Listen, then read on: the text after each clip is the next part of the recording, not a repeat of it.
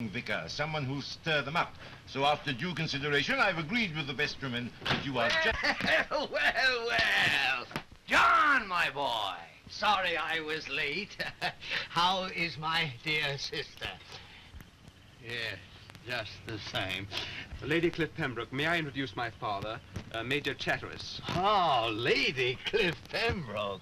The Lord Bishop of Tolchester, my father.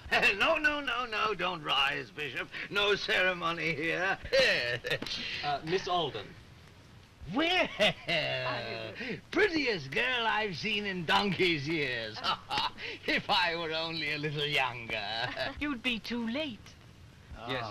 Miss Alden's done me the honor. John, my boy, congratulations. You have your father's taste, his eye for a girl. What a fine young filly she is, too. I endorse your sentiments, Major. Hey, cheerio, brother. Your tea, Horatio. Oh. I'll butter your bun for you. Oh, thank you, my dear. The true maternal instinct. When you're married, my dear, I hope you'll have more children than you can afford. I'm sure to. Yeah. Horatio, that is hardly a subject for tea. On the contrary, my dear sister, the perpetuation of the race is a thoroughly proper subject for any meal. But not in the presence of a young girl. Nonsense, my lord. No tosh about this noble girl. She doesn't pretend that the stalk alone fills our nurseries. Certainly not. Oh. The younger generation is singularly devoid of reticence, so it behoves their elders to observe some delicacy in discussing the mysteries of life. Oh, there you go again. The mysteries of life, when you know perfectly well they're nothing but the ABCs. Bless my soul.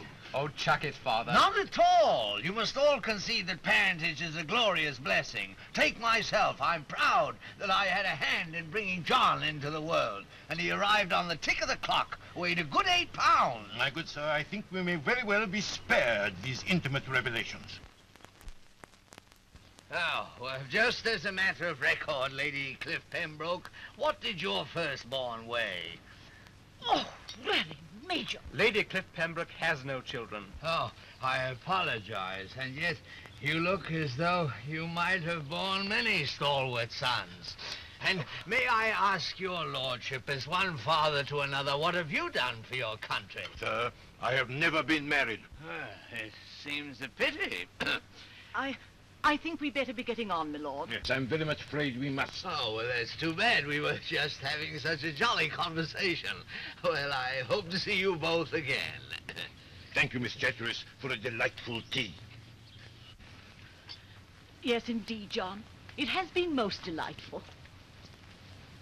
Yes, well, that settles that. I'm afraid the bishop was a little upset. Oh, good for him. Whip up his circulation. Yes, but what about Aunt Harriet? Yes, well, she's been out of circulation for years.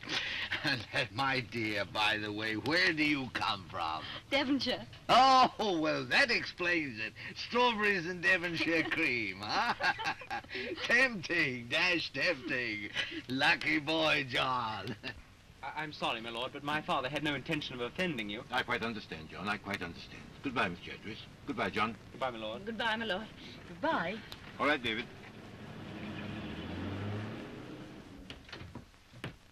Oh, so there you are. Horatio Chatteris. Do you realize what you've done?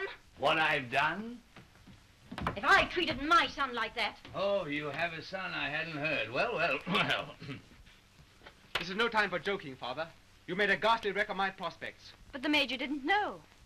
When you came, the bishop was on the point of giving John the parish of Upper Haddington. It would have meant 600 a year. 600? Well, bless my soul. I don't want to hurt you, father, but you know what your beastly habits lead you into. They're the root of all our troubles. You disgrace me and ruin yourself. John, you shouldn't talk to your father like that. Oh, you don't know him. The things he's done. One day he was arrested in his uniform, swindling people, selling them tickets to Buckingham Palace. Yes, and he promised to keep sober and straight if John would clear up his debts. And to do it, I had to borrow £100 from a moneylender, your friend Moss. Now the note that John gave him is about you. Upper Haddington was my one chance to get clear of it all. Yeah, but you knocked that on the head.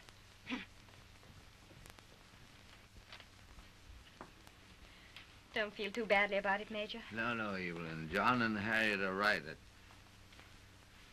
seems I'm not of much use in this world. Just a millstone around the neck of my splendid son.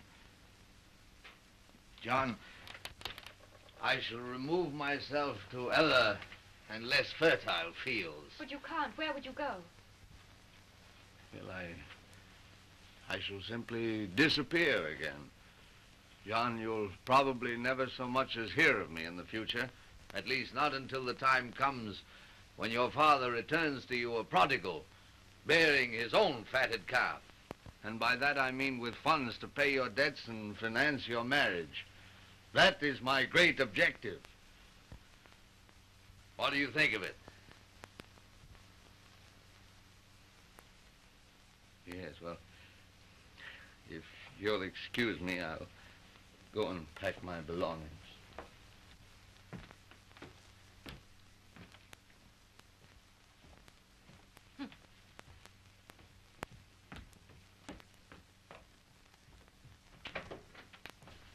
Call him back, John. Tell him he's not to go. No, I won't. I didn't think you could be so mean. It is well you found that out now. Yes, it is, isn't it? The sooner we find these things out, the better. I expect that means our engagement is broken. It does not. And don't think you're going to wriggle out of it like that. I may hate you today, but I know darn well I'll love you tomorrow.